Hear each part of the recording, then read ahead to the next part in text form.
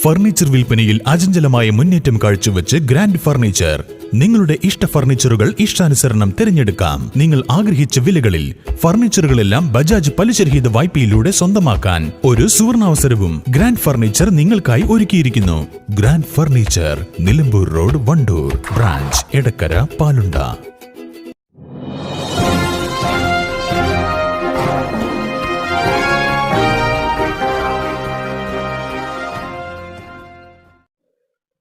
മരം കത്തിച്ച് കലാരൂപങ്ങൾ തീർക്കുന്ന പൈറോഗ്രാഫിയിൽ ആർക്കിടെക്ട് വിദ്യാർത്ഥിനി ആയിഷ വിസ്മയമാവുന്നു.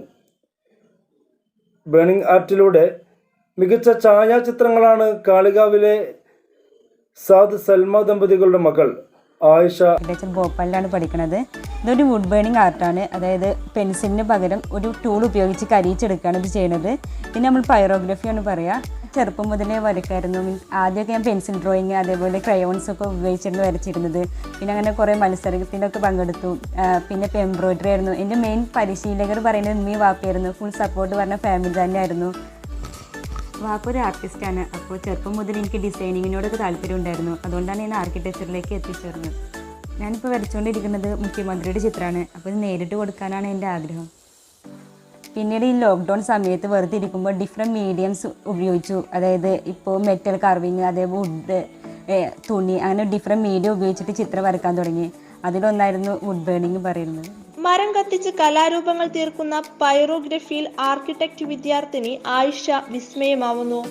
ബേണിംഗ് ആർട്ടിലൂടെ മികച്ച ഒട്ടേറെ ഛായാചിത്രങ്ങളാണ് കാളികാവിലെ സാദ് സൽമ ദമ്പതികളുടെ മകൾ ആയിഷ ആലേഖനം ചെയ്തിരിക്കുന്നത്.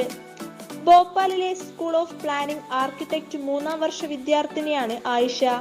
നേരത്തെ സ്കൂൾ ശാസ്ത്രമേളയിൽ എംബ്രോയിഡറി വിഭാഗത്തിൽ ആയിഷ എ ഗ്രേഡോടെ 1ാം സ്ഥാനം നേടിയിരുന്നു. ഉമ്മ സെൽമയുടെ പരിശീലനത്തിലൂടെയാണ് ആയിഷയിലെ കലാകാരിയിലെ മികവുകൾ പുറത്തുവരുന്നത്. അറിയപ്പെടുന്ന പ്രൊഫഷണൽ ആർട്ടിസ്റ്റായ സാദ് ആയിഷയ്ക്ക് വേണ്ട പ്രോത്സാഹനങ്ങൾ നൽകി.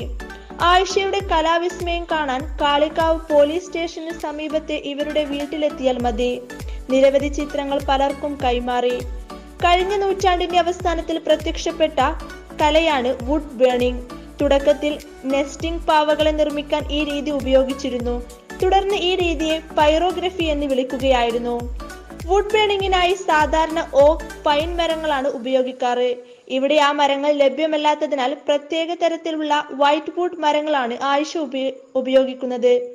കഴിഞ്ഞ ദിവസം പൂർത്തിയായ മുഖ്യമന്ത്രി പിണറായി വിജയന്റെ ഛായാചിത്രമാണ് ആയിഷയുടെ പുതിയ സൃഷ്ടി. തന്റെ കലാരൂപം മുഖ്യമന്ത്രിക്ക് നേരിൽ കൈമാറണമെന്നാണ് ആയിഷയുടെ ആഗ്രഹം. News bureau, Vaniyambalam.